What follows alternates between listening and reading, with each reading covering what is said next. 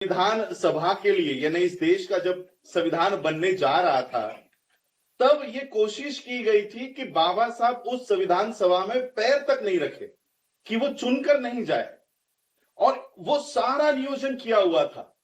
ये बात भारत के मुसलमानों को पता थी कि इस देश की वर्णवादी व्यवस्था बाबा साहब, क्योंकि वो एक अछूत है, शूद्र है, इसलिए उनको देश के संविधान लिखने के लिए लेना नहीं चाहती।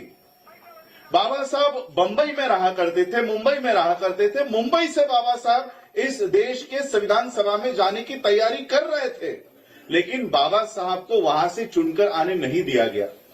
और ये बात भारत के मुसलमानों ने पहचानी और बाबा साहब को पश्चिम बंगाल में बुलाया, और पश्चिम बंगाल में बाबा साहब को बुलाकर संविधान सभा में भेजने का काम बाबा इस देश में भारत के मुसलमानों ने किया।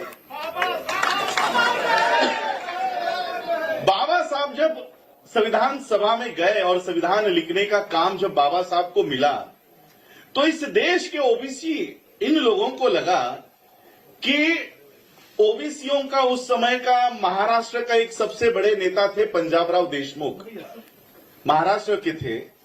तो ओबीसी समाज को लगा कि पंजाबराव देशमुख और बाबा साहब के अच्छे रिलेशंस है, बाबा साहब पंजाबराव देशमुख को बड़े भाई के समान मानते हैं, तो हम पंजाबराव देशमुख की ओर जाएंगे और उनसे कहेंगे कि संविधान में हमारे लिए भी प्रावधान करो।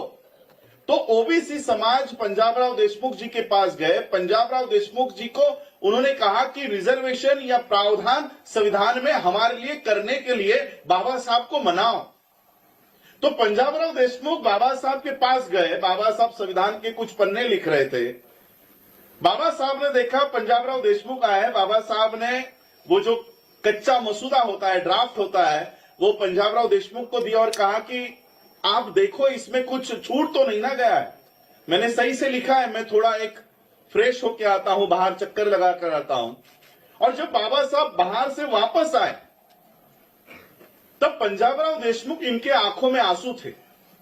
बाबा साहब ने देखा कि पंजाबराव देशमुख रो रहे हैं, ओबीसीयों का एक नेता रो रहा है, शायद मुझसे कुछ गलती हो गई होगी। तो बाबा साहब ने पंजाबराव देशमुख से पूछा कि मुझसे कोई गलती हो गई है क्या? पंजाबराव देशमुख ने इन्होंने कहा कि मैं अपने समाज की ओर से आपको यह विनती करने आया था कि हमारे समाज के लिए भी आप इस संविधान में प्रावधान रखो, लेकिन मेरे विनती करने से पहले ही आपने हमारे समाज के लिए सारे प्रावधान इस देश के संविधान में लिख डाले।